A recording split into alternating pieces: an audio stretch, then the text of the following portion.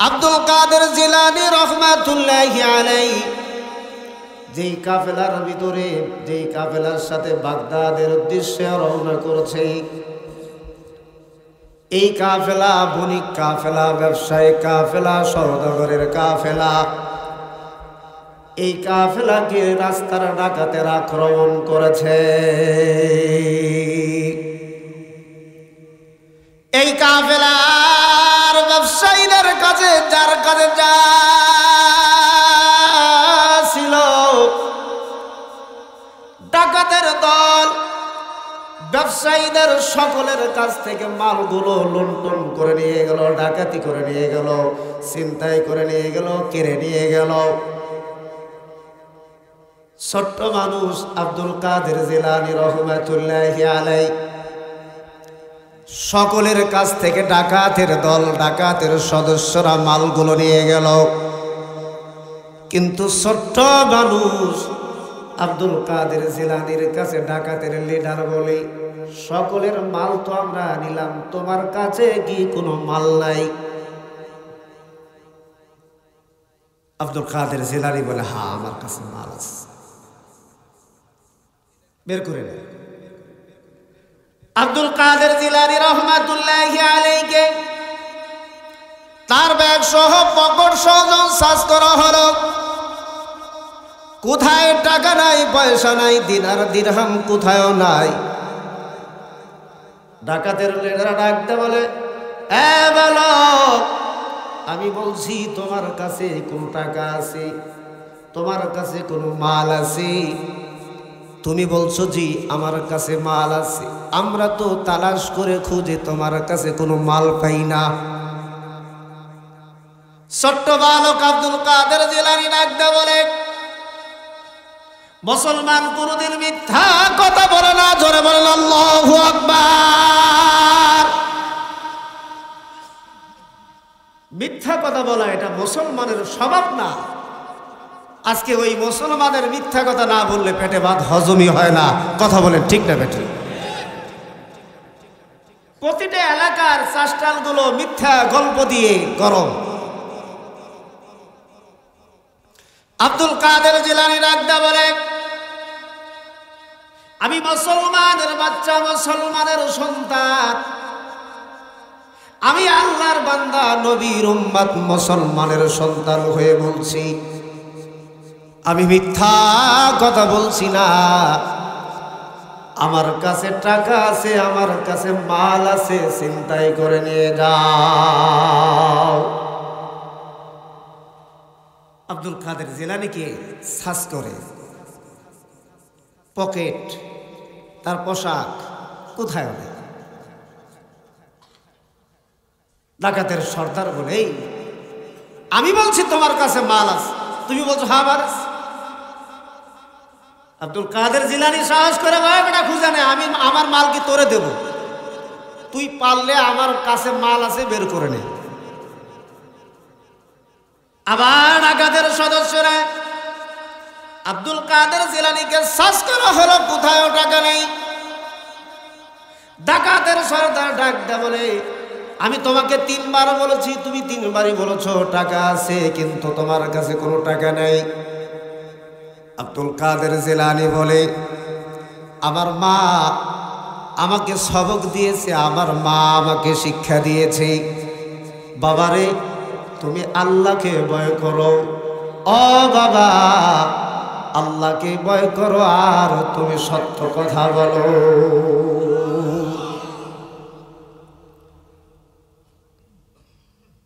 আল্লাহকে ভয় করার কথা শুনো। আব্দুল কাদের জিলানীর মা বলে, বাবা আল্লাহকে ভয় করো আর সত্য কথা বলো। এটা আব্দুল কাদের জিলানীর মার কথা নয়, এটা স্বয়ং আল্লাহ রাব্বুল আলামিনের কথা। আবার আল্লাহ বলেন, বিসমিল্লাহির রহমানির রহিম, ইয়া আইয়ুহাল্লাযীনা আমানুত্তাকুল্লাহ ওয়া কুলু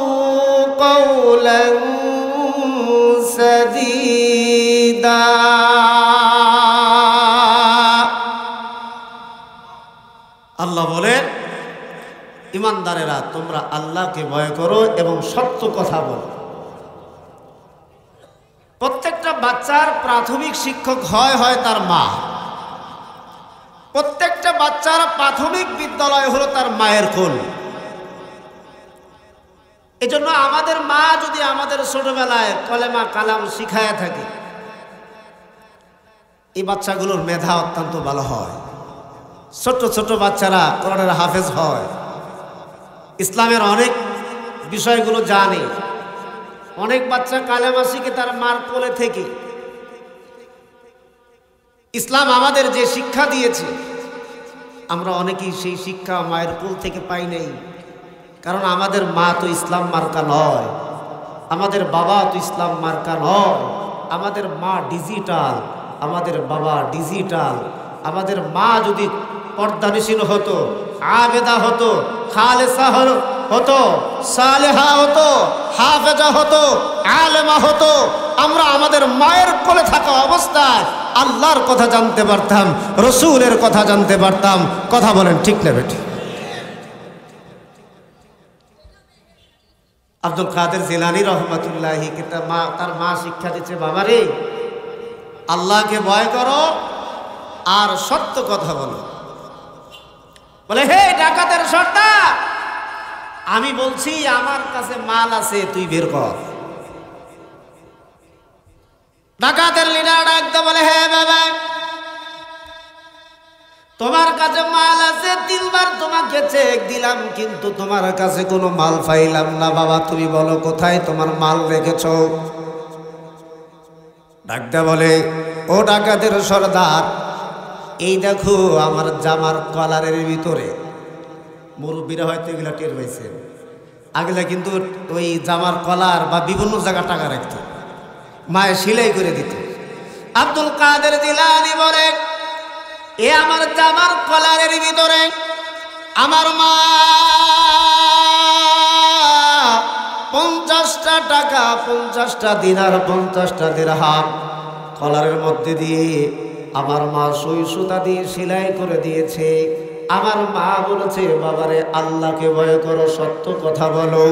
আমার মার শিক্ষা হলো মিথ্যা কথা বলা যাবে না, আমার মার শিক্ষা হলো আর সত্য কথা বলতে হবে। এবার ডাকাতের সর্দারের মধ্যে পরিবর্তন হয়ে গেল। এই বাচ্চা যদি আল্লাহকে ভয় করে, যদি সত্য কথা বলতে পারে, আমি মানুষ হয়ে কেন আল্লাহকে ভয় করে, আল্লাহকে ভয় করে কেন সত্য উপদেশ মানতে পারবো না?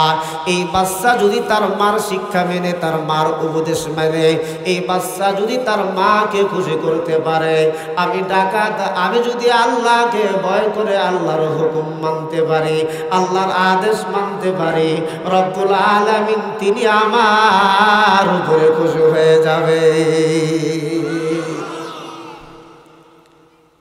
আপনারা বাড়ি থেকে আসার সময় মনে হয় মা বোন বলে দিছে সুবহানাল্লাহ, ওয়াজের প্যান্ডেলে কইও না, বলে দিছে নাকি? না দুপুরে খান নাই? কোনটা? দুপুরে খান নাই নাকি মা বোন বলে দিছে ওয়াজের প্যান্ডেলে সুবহানাল্লাহ কইও না? ভাই ওয়াজে আসার খোরাক কি? সুবহানাল্লাহ, আলহামদুলিল্লাহ, আল্লাহু আকবার। যত জোরে বলবেন আমলের ব্যাটারি চার্জ হবে, আমলের ব্যাটারি চার্জ হবে তো ইমান অটোমেটিক বেড়ে যাবে। আওয়াজ দিয়ে বলি সুবহানাল্লাহ। ডাকাতের সর্দার ডাকতে বলে, এই বাচ্চা যদি আল্লাহকে ভয় করে সত্য কথা বলতে পারে, আর আমার তেলাওয়াতকৃত আয়াত এবং রাসূলের হাদিসের মধ্যে এসেছে, যেই মানুষটা আল্লাহকে ভয় করবে, ওই মানুষটার মরণের সময় আল্লাহ রাব্বুল আলামিন তার জবানে কালেমা উঠায়া দিবে। আল্লাহর যে বান্দা এবং বান্দি এই জমিনে আল্লাহকে ভয় করবে, তার মৃত্যুর সময় কালেমার তালকিন দেন আর না দেন, কিন্তু আল্লাহ রাব্বুল আলামিনকে যারা ভয় করবে, রব্বুল আলামিন তাদের মরণের সময়, তাদের মৃত্যুর সময় আল্লাহ অটোমেটিক জবানে কালেমা বের করে দিবে, লা ইলাহা ইল্লাল্লাহু মুহাম্মাদুর রাসূলুল্লাহ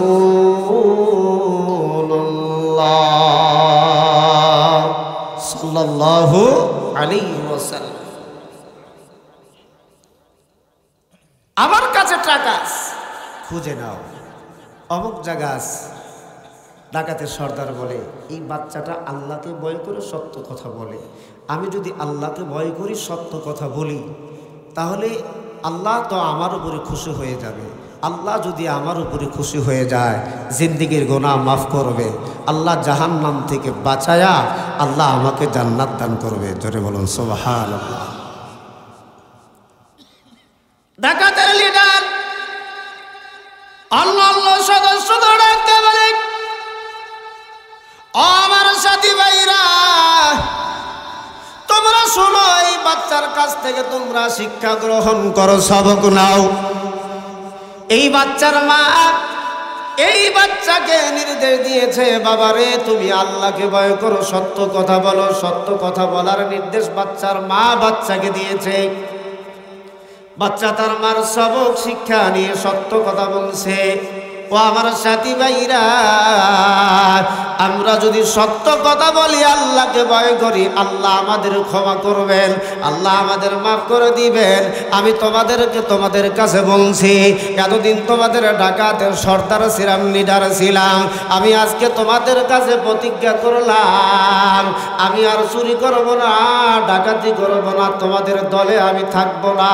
আমি আজকের থেকে আল্লাহকে ভয় করব। আমি আজকের থেকে আল্লাহর হুকুম ৫ ওয়াক্ত নামাজ আদায় করব।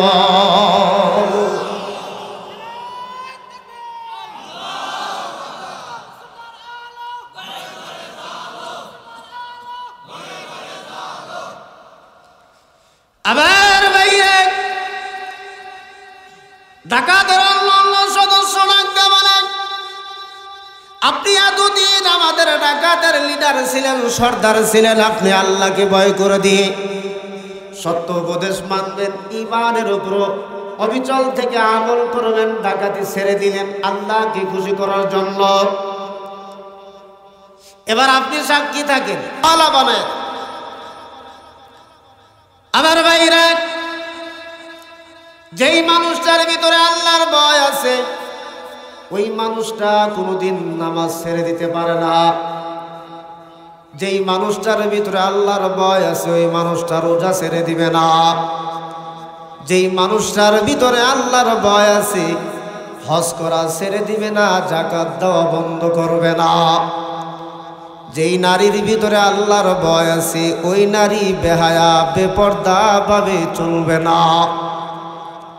যেই মানুষটার ভিতরে আল্লাহর ভয় আছে, ওই মানুষটা সুদ খাবে না, ওই মানুষটা ঘুষ খাবে না, ঘুষ দিবে না, ঘুষ নিবে না। ভাইরা আমার, আজকে আমাদের বর্তমান সময়ে আমাদের ভিতরে 2টা গুনাহ বেশি বেড়ে গেছে। একটা হলো জিনার গুনাহ, একটা হলো সুদের গুনাহ।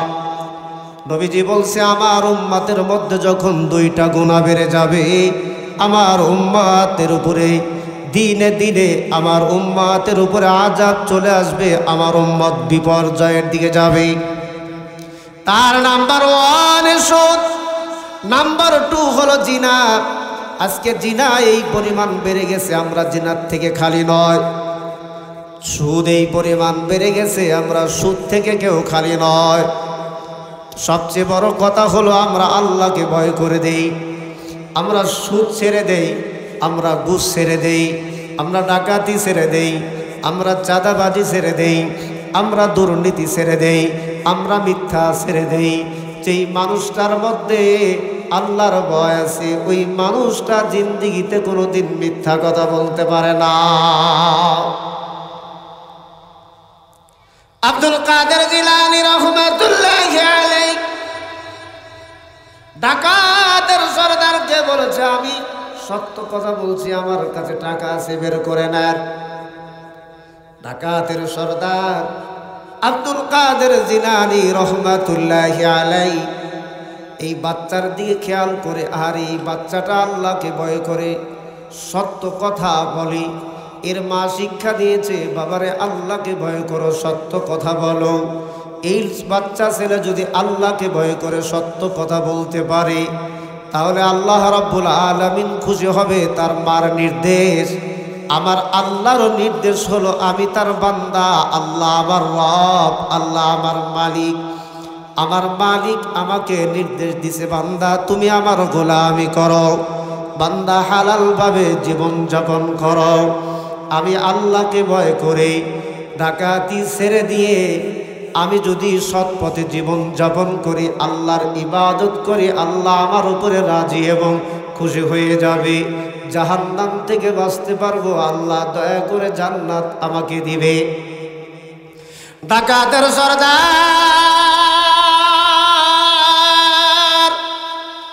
তার সদস্যদের ডেকে বলে, আমি আজকের থেকে ডাকাতি ছেড়ে দিলাম, আমি আল্লাহকে ভয় করব, আল্লাহর বিধান আমি মানব।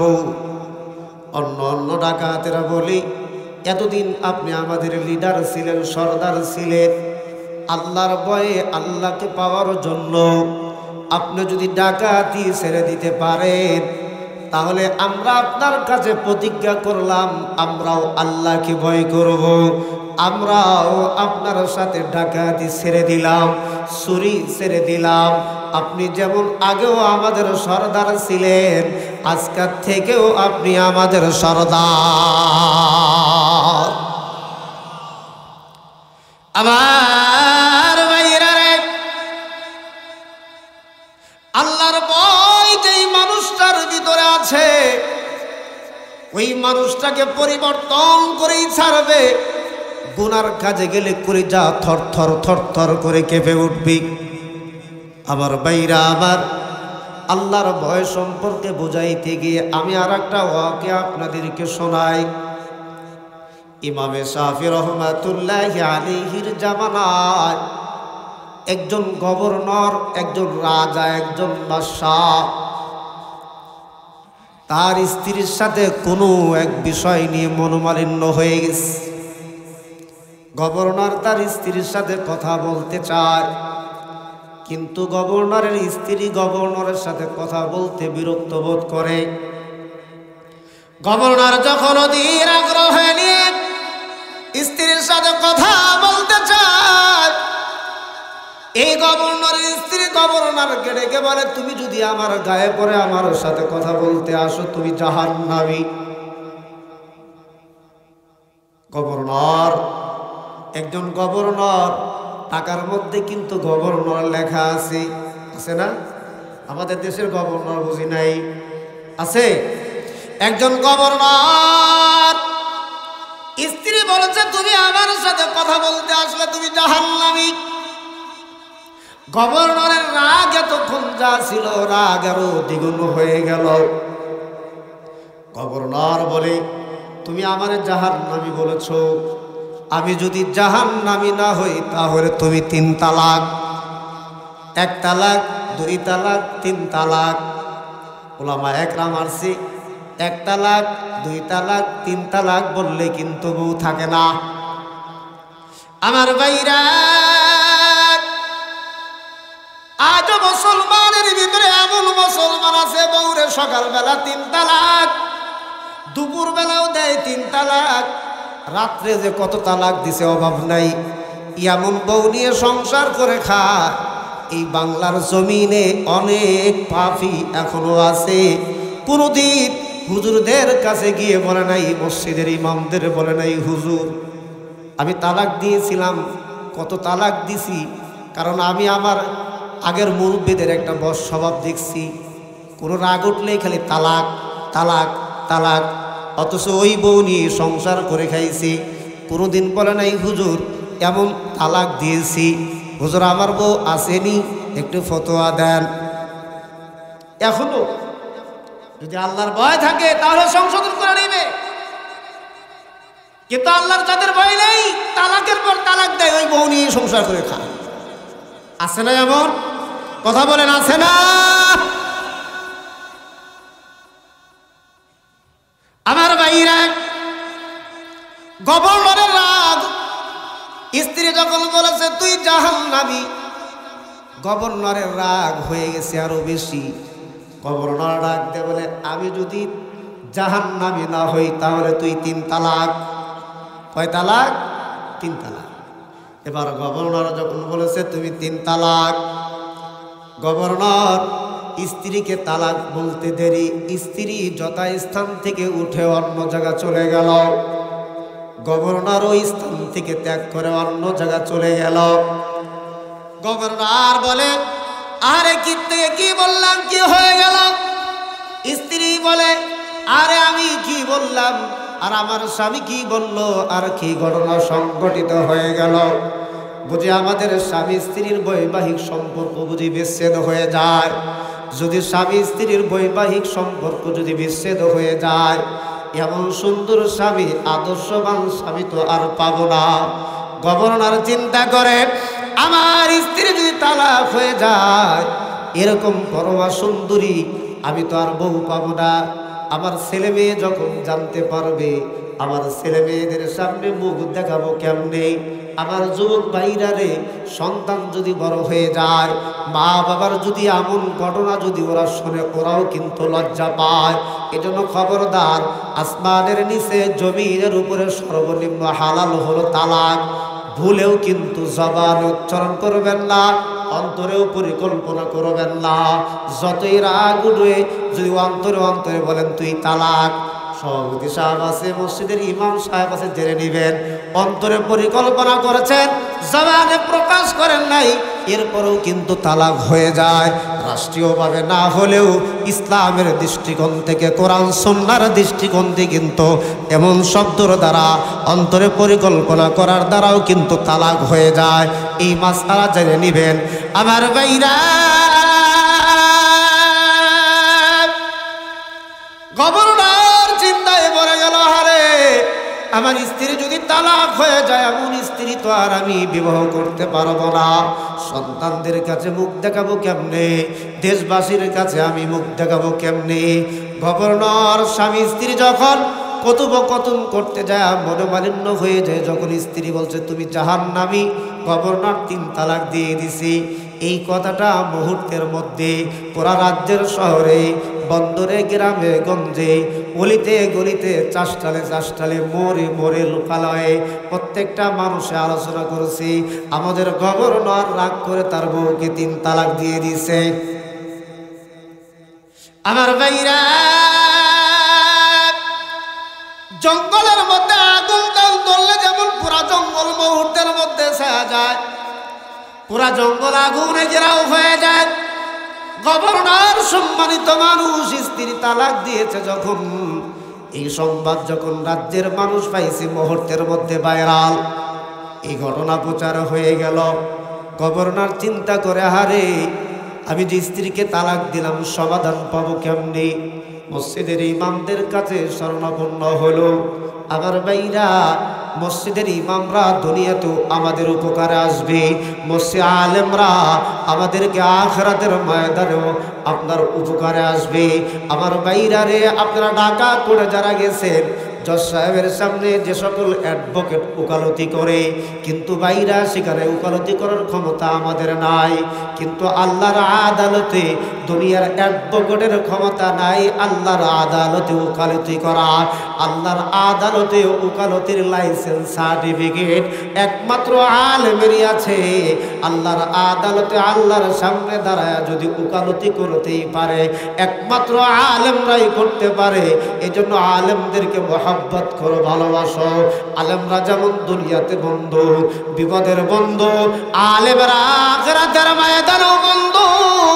আলেম যদি আল্লাহর আদালতে উকালতি করে, বলে আল্লাহ তোমার এই বান্দা, তোমার এই বান্দা, আল্লাহ তোমার এই বান্দাকে মাফ করে দাও, আল্লাহ রাব্বুল আলামিন আলেমের সুপারিশকে কবুল করে আমার আল্লাহ তার বান্দাকে মাফ করে দিতে পারে। আমার ভাইরা, গভর্নর ক্ষমতা থাকা অবস্থায় এই আসমানের নিচে জমিনের উপরে সবচেয়ে ইসলামের ক্ষতি করেছে রাষ্ট্রীয় শক্তি। আমার ভাইরা, রাষ্ট্রীয় শক্তি ইসলামের সবচেয়ে বেশি ক্ষতি করেছে যুগে যুগে। গভর্নর তো আগে ইমাম ছেড়ে নাই, হুজুর ছেড়ে নাই, এখন যখন ফাটকা চেঙ্গিতে বলছে বহু তালাক দিয়ে হুজুরদের কাছে গেছে, হুজুর আমাকে সমাধান দেন, ফতোয়া দেন, আমার স্ত্রী তালাক হয়েছে নি। ইমাম সাহেবরা বলে, হুজুররা বলে, আপনি জাহান্নামী না জান্নাতি? আমরা এটা বুঝবো কেমনে? কারণ কে জান্নাতি কে জাহান্নামী এটা বোঝার ক্ষমতা আমাদের না, এটা বোঝার ক্ষমতা হলো আল্লাহর। শাস্ত্রের মধ্যে অনেক বেয়াকুফকে দেখা যায় একজন আরেকজনকে জাহান্নামী বলে, বলে না? শোনেন নাই বুঝি? কিন্তু খবরদার, আমাদের নবী বলছে, আমার উম্মতেরা তোমরা কাউকে জাহান্নামী বলো না, তোমরা কাউকে জান্নাতি বলো না। জান্নাতি জাহান্নামী এটা নির্ণয় করবে, নির্ধারণ করবে আল্লাহ। এটা আল্লাহ ছাড়া আল্লাহ জানে। আল্লাহ ছাড়া দুনিয়ার কোনো মানুষ বলতে পারবে না এই লোকটা জাহান্নামী না জান্নাতি।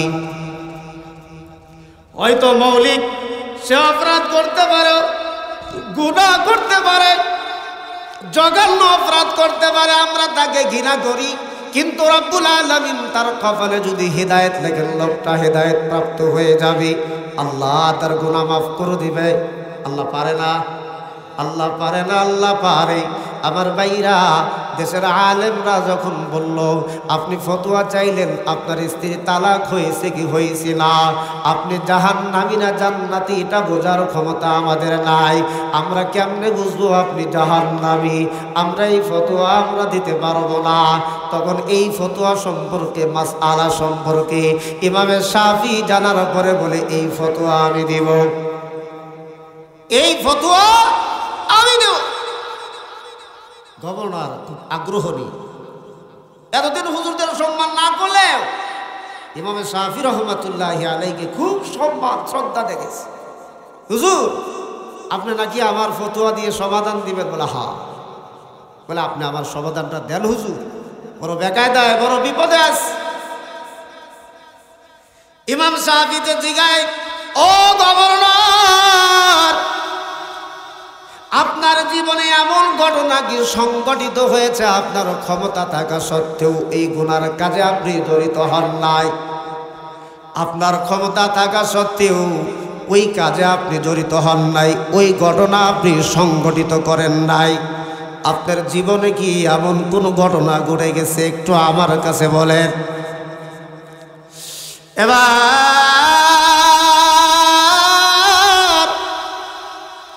গভর্নর ডাকতে বলে, হুজুর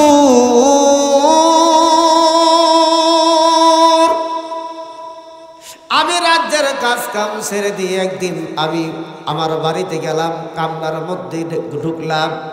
হুজুর আমি বাড়িতে যাওয়ার পরে আমার কামরার মধ্যে পরমা সুন্দরী এমন একজন যৌবনা, এমন একজন পরমা সুন্দরী আমার ঘরের ভিতরে। হুজুর এই পরমা সুন্দরী মেয়ে দেখে, যুবতী মেয়েকে দেখে আমার যৌবনের লোভ চলে আসলো। জানলা বন্ধ করে দিলাম, দরজা বন্ধ করে দিলাম। হুজুর আমি ওই মেয়েটারে প্রস্তাব দিলাম, তোমার চরিত্র নষ্ট করব, নারীত্বর সম্ভ্রমকে নষ্ট করে দিব। মেয়েটা ডাকতে বলে, হ্যাঁ গভর্নর, ইয়া মালিক ইত্তাকুল্লাহ, এ মালিক, হে গভর্নর, আপনি আমার কাছে আমার সাথে যে কাজটা আপনি করতে চাচ্ছেন, আমার নারীত্বর মহা সম্পদ আপনি নষ্ট করে দেওয়ার পায়তারা শুরু করে দিয়েছেন। ও গভর্নর আমি আল্লাহকে ভয় করি, আমি আল্লাহকে ভয় করি, আপনি আল্লাহকে ভয় করেন আর আমার নারীত্বর এই সম্ভ্রম সম্পদকে নষ্ট করে দিয়েন না।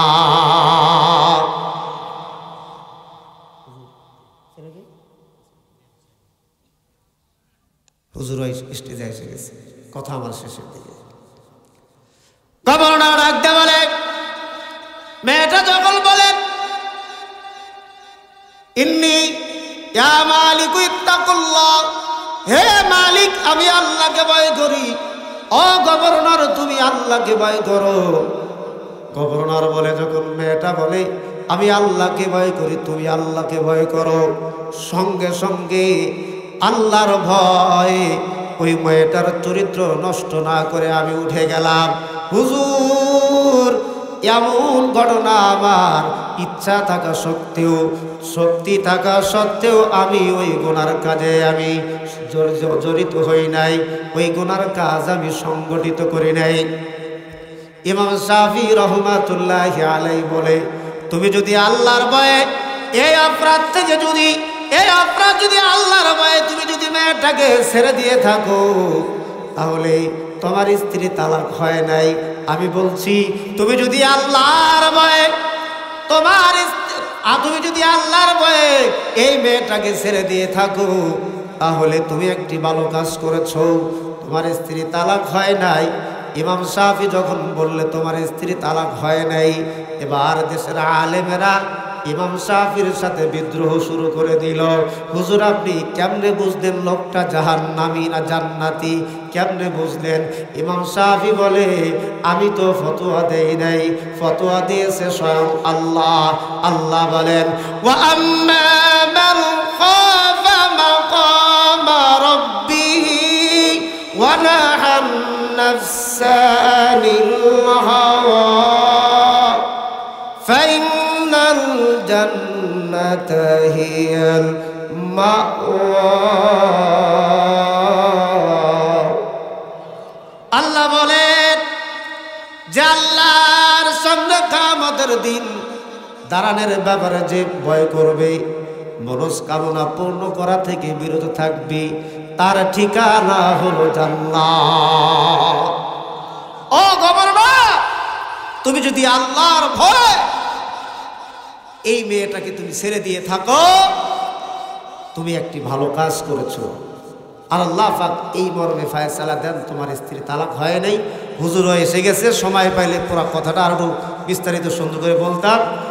অল্প সময়ের ভিতরে আমি অদম গুনাহগার, যতটুকু বলার তৌফিক আল্লাহ দিয়েছে আমি চেষ্টা করেছি।